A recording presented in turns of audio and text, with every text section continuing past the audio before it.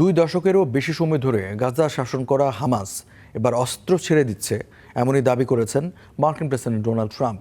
তার ভাষ্য, হামাস সহ গাজার সব সশস্ত্র গোষ্ঠীকে ধাপে ধাপে নিরস্ত্র করার বিষয়ে সমঝোতায় পৌঁছেছে তার ঘোষিত বোর্ড অব পিস। এরপর গাজায় দায়িত্ব নেবে নতুন ফিলিস্তিনি সরকার এবং আন্তর্জাতিক স্থিতিশীলতা বাহিনী।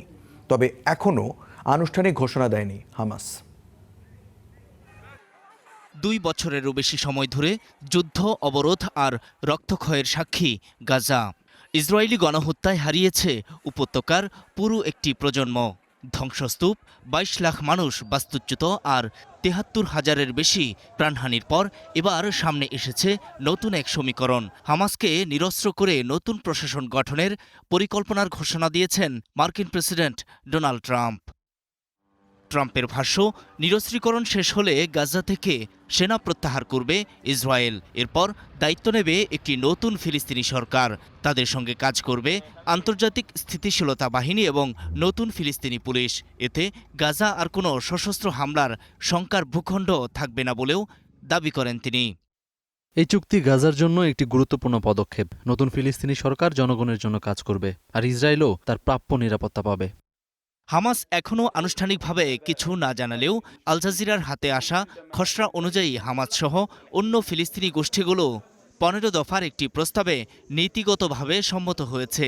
এই পরিকল্পনা বাস্তবায়নে আগামী 14 দিনের মধ্যে সব অস্ত্রের তালিকা তৈরির কাজ শুরু করার সিদ্ধান্ত হয়েছে।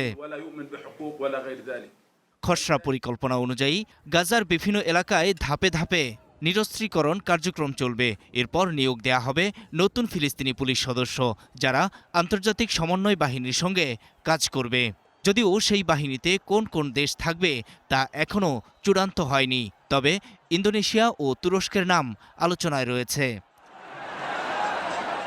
এই অগ্রগতির মধ্যেই আপত্তি জানিয়েছে ইসরায়েল।